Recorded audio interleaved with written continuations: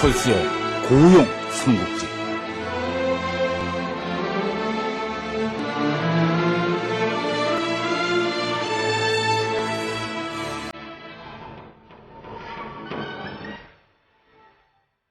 제6부 장비와 여포 그 마지막 회.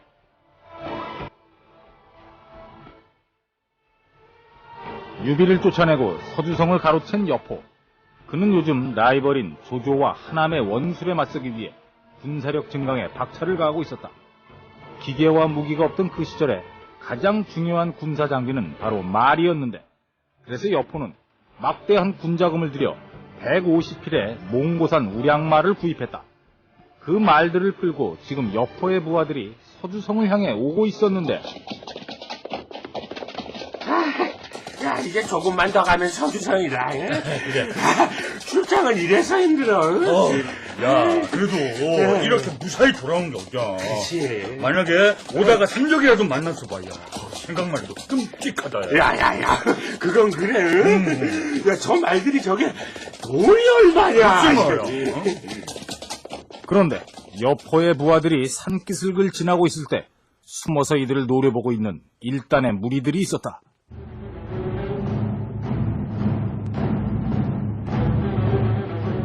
자, 잘 들어라. 너희들은 지금부터 인디언으로 변장해. 나는 얼굴에 복면을 하고 클린트 이스트 우드로 변장을 하겠다. 일단 행동에 들어가면 연습했던 대로 신속하게 움직여. 알았지? 오케이.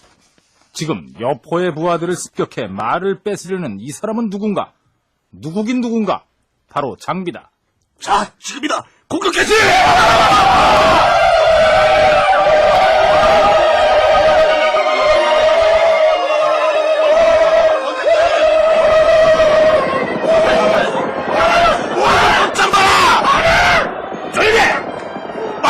우리가 가져간다.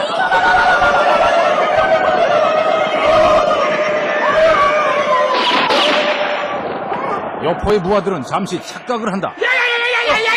야, 지금 무슨 영화 촬영하나 봐. 맞아, 그러게 말이야. 야, 잘하면 우리도 나오겠다, 그치? 그러나 그들은 곧 착각에서 깨어난다. 잘 들어라.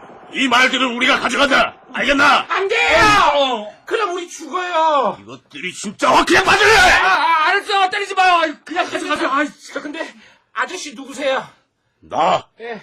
나는 클린트 이스트 우드다. 누구요? 니들은 늑대와 춤을 이라는 영화도 못 봤냐? 인디언과 함께 싸우는 클린트 이스트 우드가 바로 나야.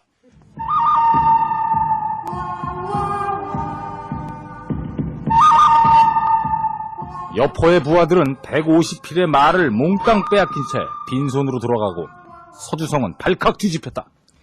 그러니까 다시 한번 자세히 얘기해봐. 그러니까 말을 뺏어간 놈이 도대체 어떤 놈이야? 그게 워낙 순식간에 일어난 일이라 저희도 자세히 못 봤는데요. 부하들은 전부 저 인디언들이었고요. 그것도 대장인 듯한 사람은 덩치가 이따만하고 얼굴에 복면을 하고 있었는데요. 그리고 자기가 무슨 클린트 이스트 우드라고 했는데요. 뭐? 클린트 패스트푸드? 그거 있잖아요. 그 인디언 편에서 싸웠던 백인요. 늑대와 춤을 그거 못 봤어요? 자, 침착하십시오.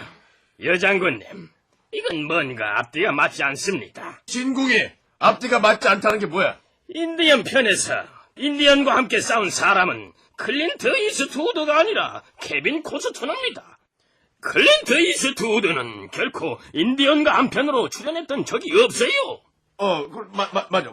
코스트 이스트, 야, 그러고 보니까 그렇네. 예, 놈들은 완전 범죄를 노렸겠지만 대장인 자가 클린트 이스트우드와 케빈 코스터너를 착각하는 실수를 저지른 것이죠. 도대체 그게 어떤 놈일까? 이런 바보 같은 실수를 저지를 사람은 딱 한 사람 뿐입니다. 자, 이걸 보십시오. 그건 소패성의 그 장비 사진 아니야? 자, 이 사진에다가 검정색 사인펜으로 칠을 해서 복면을 그려 넣어 보겠습니다. 자, 보십시오. 맞아요. 이 사람이에요. 맞아요. 이 사람이 대장이었어요. 그렇습니다. 이번 사건의 범인은 바로 장비입니다.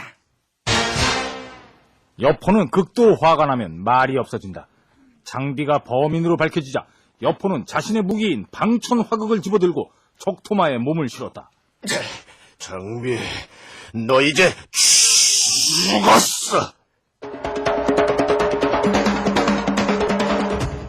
한편 그 시각 소패성의 유비, 관우, 장비, 삼형제는 함께 저녁 식사를 하고 있었다.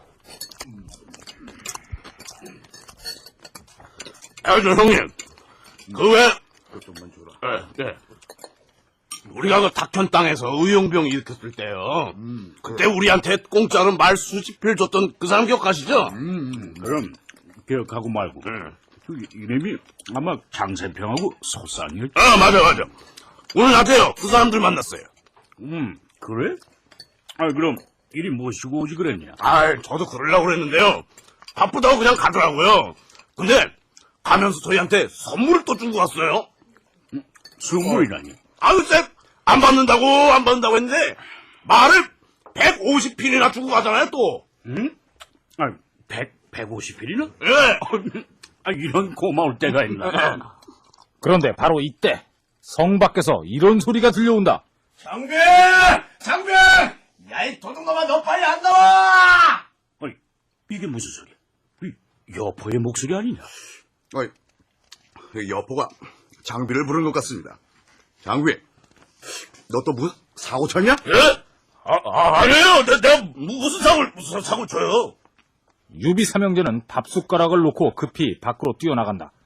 나가보니 이미 소패성은 여포가 이끄는 대군에게 완전히 포위돼 있었다.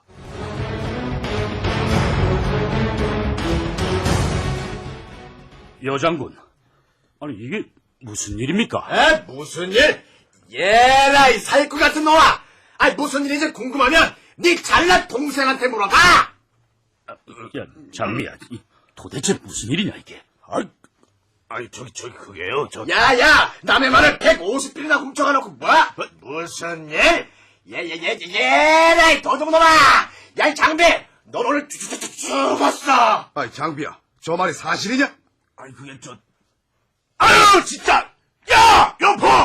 너 내 말 잘 들어! 그래! 내가 네 말 훔쳤다! 그래! 하지만 난 망아지 몇 마리 훔쳤을 뿐이야! 근데 넌 어땠어? 너는 우리 서수성을 훔쳤다! 진짜 도둑놈은 바로 너야, 임마! 나서 큰 소리야, 이제! 장비, 널로 나와! 오늘 아주 끝장을 보자! 그래! 안 그래도 나가 작정했다, 임마! 예이! 장비와 여포, 막강한 실력만큼이나 서로가 서로를 너무도 미워하는 두 사람. 이제 그들의 세 번째 대결이 펼쳐진다. 덤벼라, 여포! 장비! 아야! 아시야! 여포, 야, 죽어라! 고집이냐? 구멍에 던지마!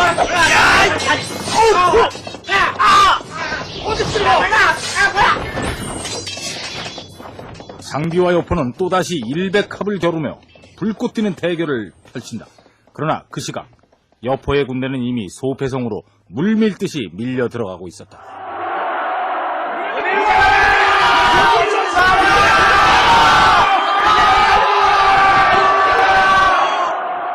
소패성의 방어는 무너졌다. 유비는 이 위기의 순간에 또다시 그가 가진 장기를 유감없이 발휘한다. 바로 36개 불행랑.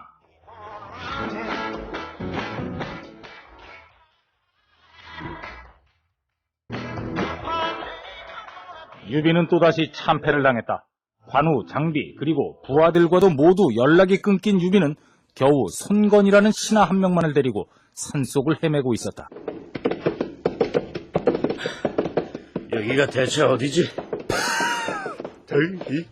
아무래도 길을 잘못 든 것 같습니다. 이거 끼니도 굶고 도망다닌 게 벌써 반나절이 넘었네. 이보게 송건, 혹시 먹을 거 좀 없나? 껌이 하나 있는데 이거라도 좀 드실래요? 아니, 일주일 된 건데. 너나 먹게. 바로 그때 저 멀리서 아련히 민가의 불빛이 흘러나오고 있었다. 저쪽에 집이 한 채 있는 것 같습니다. 그래. 어서 가보자.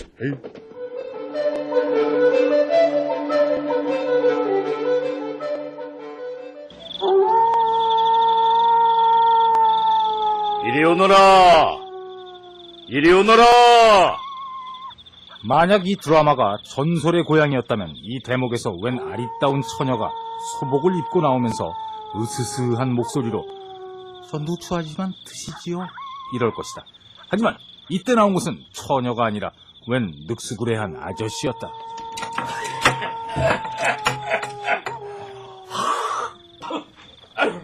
저기 누구세요? 아, 나는 전임 서주태수 유비라고 하는 사람이요. 오늘 밤 이곳에서 좀 묵을 수 있겠소? 유비님이요? 민심은 천심이라고 했다. 유비의 인덕과 명성은 이곳 산골 오지의 농부에게도 전해지고 있었다. 아이고, 유비님이 어쩐 일이시래요? 이리 들어오세요. 여보, 임자, 유비님이 오셨어. 이리 좀 와봐봐봐. 아이고, 외고모니, 아이고, 안녕하시오. 황송에서 어쩔 줄 모르는 부부 앞에서 유비는 체면 떨어지는 말을 한다. 내가 밥을 못 먹어서 그러는데, 밥 좀 얻어 먹을 수 있을까? 밥이요? 아, 그럼요. 여보, 밥 있지? 밥이, 예, 있지요. 있어요, 예. 그리고 잠시 후 한상 잘 차려진 고깃국이 유비의 저녁상에 놓였다. 이거 고깃국 아니야? 냄새 좋고, 이게 얼마 만에 먹어보는 고기야. 이보게 성건, 자네도 같이 들게. 예? 유비는 맛있게 저녁을 먹었다. 그리고 화장실을 가기 위해 마당에 나섰는데 그때 이상한 신음소리가 들려온다. 아이고, 죽었네, 음이. 아이고, 엉덩이야, 음이 죽었네. 이게 무슨 소리야? 이보게 주인장! 아, 예, 유비님. 지금 저 신음소리는 무슨 소린가?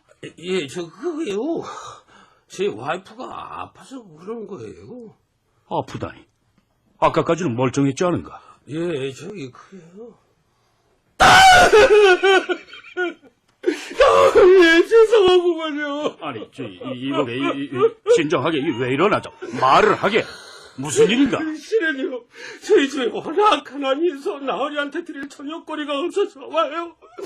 그래서 할 수 없이 제 와이프 미세스 박의 한쪽 엉덩이를 싹 잘라서 그걸로 고깃국을 끓인 것이요.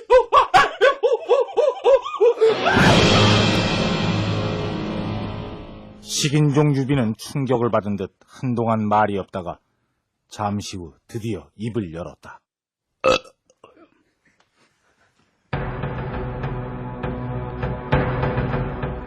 삼국지 원서에 따르면 당시 집주인이었던 유아는 유비를 위해 자신의 아내를 죽이고 그 고기를 바쳤다고 한다. 유한의 이런 행동은 요즘은 사는 현대인의 상식으로는 도저히 이해할 수 없는 일이지만 당시의 기록들은 이런 유한의 행동에 찬사를 아끼지 않고 있다. 이 사건은 현대 사회와 그 시절의 시대적 관점의 차이로 여기고 청취자 여러분도 이해해주기 바란다. 아이고, 쓰라려. 이 엉덩이야.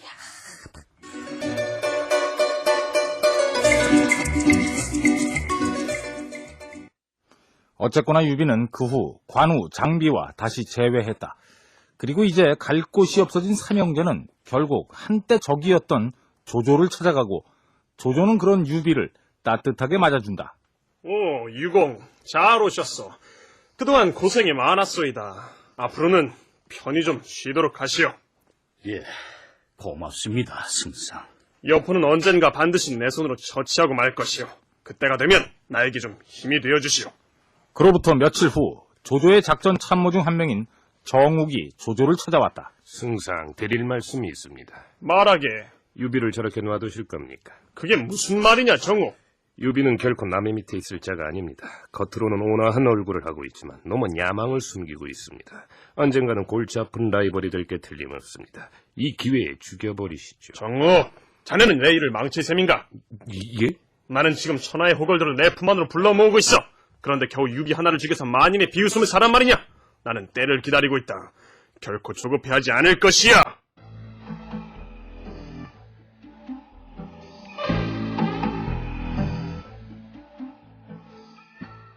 배철수의 고우영 삼국지 제6부 장비와 여포는 여기서 마칩니다. 내일부터는 제7부 조조와 호궁부인 편이 방송됩니다. 내일 이 시간도 기대해 주십시오.